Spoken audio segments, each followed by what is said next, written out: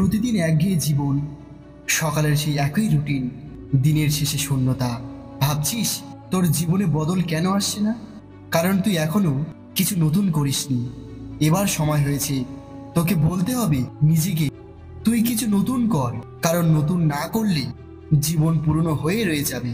তুই দাঁড়িয়ে আছিস এক মোড়ে, জীবনের মোড়। তোর সামনে দুটো রাস্তা। একটা রাস্তা যা তুই প্রতিদিন হাঁটিস, সহজ, নিরাপদ, পরিচিত। আর একটা রাস্তা নতুন, অজানা, ভয়ঙ্কর, কিন্তু সম্ভাবনায় ভরা। প্রশ্ন একটাই, তুই কোনটা বেছে নিবি? সফল মানুষগুলো যাদের নাম এখন সবাই জানে, তারাও তো একদিন ঠিক তোর মতো ছিল, দ্বিধাগ্রস্ত, হতাশ, ভয় পেয়ে বসেছিল নিজের জীবনের প্রতি। কিন্তু একটা সময় তারা নিজের মনে বলেছিল, এনাফ ইজ এনাফ, আমি নতুন কিছু করব। তুই জানিস, নতুন কিছু করার মানে সবসময় বিশাল কিছু না। নতুন কিছু মানে হতে পারে প্রতিদিন 15 মিনিট বই পড়া শুরু করা, সকালে উঠে 10 মিনিট মেডিটেশন করা, নিজের একটা ছোট্ট কাজ করা, নিজের ভয়কে চ্যালেঞ্জ জানানো, আর সবচেয়ে গুরুত্বপূর্ণ, নিজেকে ভালোবাসতে শেখা। জীবন মানেই পরীক্ষা, কিন্তু প্রশ্নপত্র একটাই, তুই কি নতুন কিছু করলি?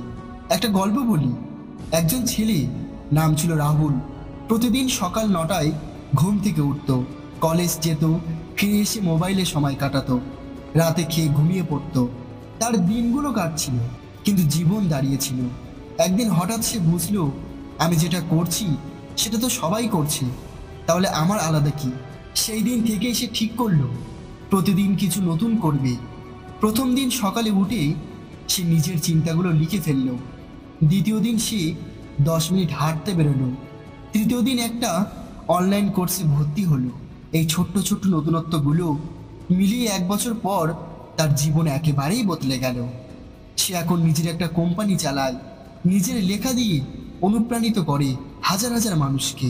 কারণ সে একটা সিদ্ধান্ত নিয়েছিল, তুই কিছু নতুন কর।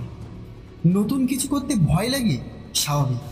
তুই ভাবছিস নতুন কিছু করলে যদি ব্যর্থ হই? তাহলে শোন, যে মানুষটা হাঁটতে শেখার সময় পড়ে গিয়েছিল সে আজ দৌড়ায়। যে মানুষটা প্রথমবার কথা বলতে গিয়ে ভুল করেছিল আজ সে বক্তৃতা দেয়। তোরও সেই শক্তি আছে, ভয় পাওয়াটাই স্বাভাবিক, কিন্তু ভয় পেয়ে থেমে থাকাটা ভুল। ভয় আসবে, ভয়কে আলিঙ্গন কর, বল, আমি তোকে ভয় পাই না, আমি তোকে জয় করব। নিজের প্রতি বিশ্বাস রাখ, তুই পারবি।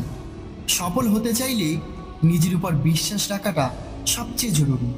বিশ্বাস না থাকলে কেউ তোর সামনে বিশ্বাস রাখবে না।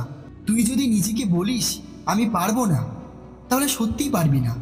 কিন্তু তুই যদি নিজেকে বলিস আমি নতুন কিছু শিখব, নতুন কিছু করব, নিজেকে বদলাবো, তাহলে কেউ তোর পথ আটকাতে পারবে না।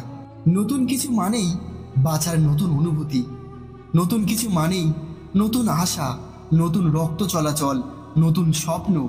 তুই নতুন কিছু করলে তোর মস্তিষ্কে ডোপামিন বাড়বে, তুই নিজের প্রতি গর্ব অনুভব করবি, তোর চিন্তাভাবনা বদলাবে, তুই অন্যদের কাছেও অনুপ্রেরণা হয়ে উঠবি।